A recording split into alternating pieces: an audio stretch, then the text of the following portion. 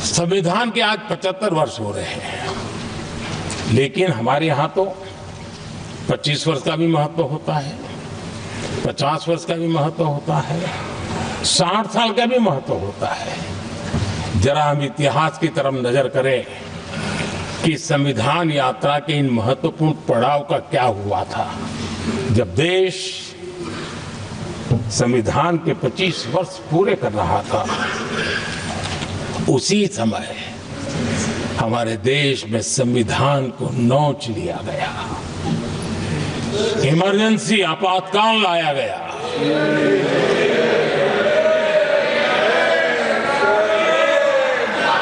संवैधानिक व्यवस्थाओं को समाप्त कर दिया गया, देश को जेल खाना बना दिया गया, नागरिकों के अधिकारों को लूट लिया गया, प्रेस की स्वतंत्रता को ताले लगा दिए गए,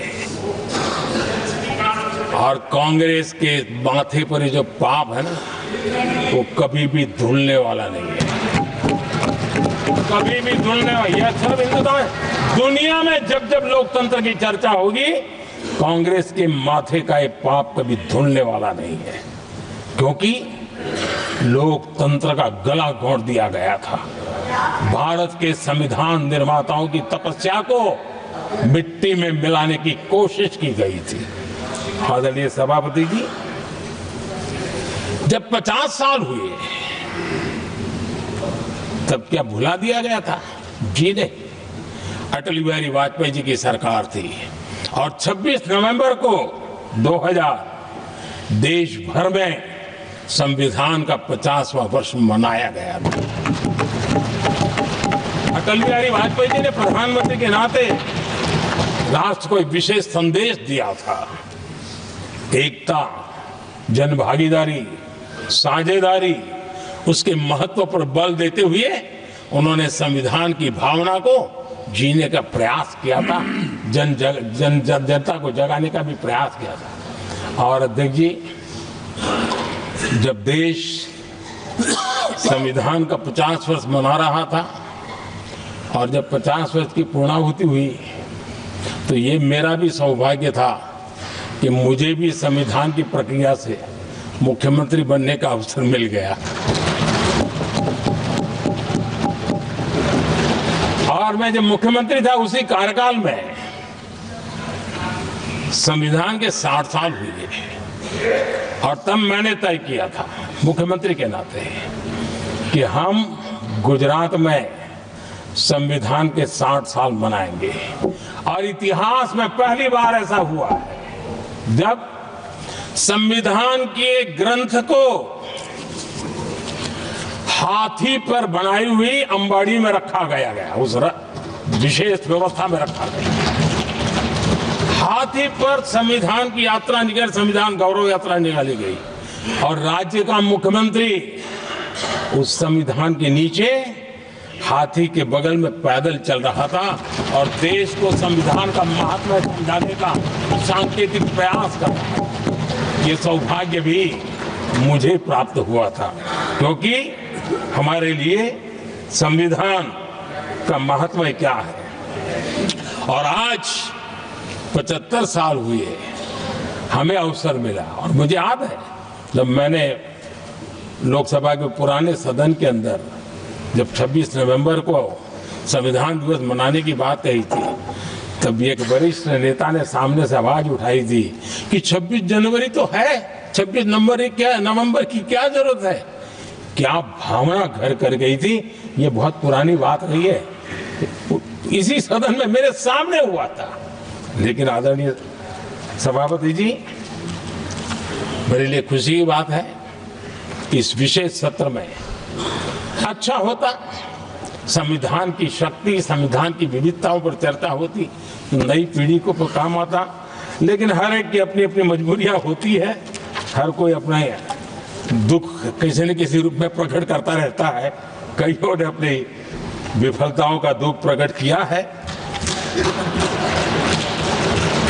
अच्छा होता दलगत की भावनाओं से उठ करके देश हित में संविधान की चर्चा हुई होती, तो समृद्धि मिलती, अनेक देश की नई पीढ़ी को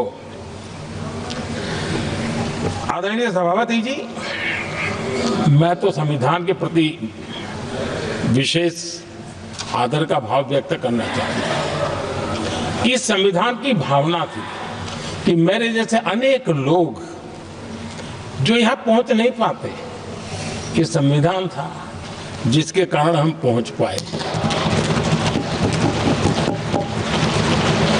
क्योंकि हमारा कोई बैकग्राउंड नहीं था, हम यहां तक कैसे आते? ये संविधान का सामर्थ्य था, जनता जनार्दन के आशीर्वाद थे।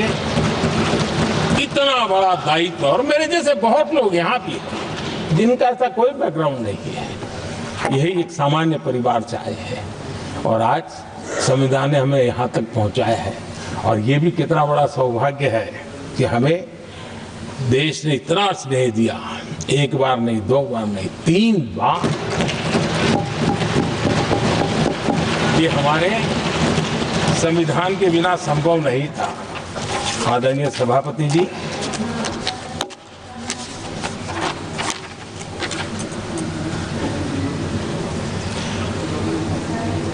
उतार चढ़ाव तो आए, कठिनाइयां भी आई, रुकावटें भी आई, लेकिन मैं फिर एक बार देश की जनता को नमन करता हूं कि देश की जनता पूरी ताकत के साथ संविधान के साथ खड़ी रही।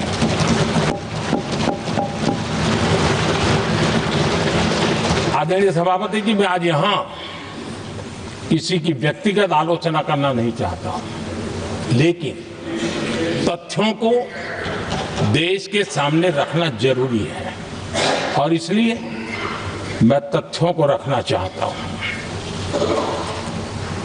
कांग्रेस के एक परिवार ने संविधान को चोट पहुंचाने में कोई कोर कसर नहीं छोड़ी है।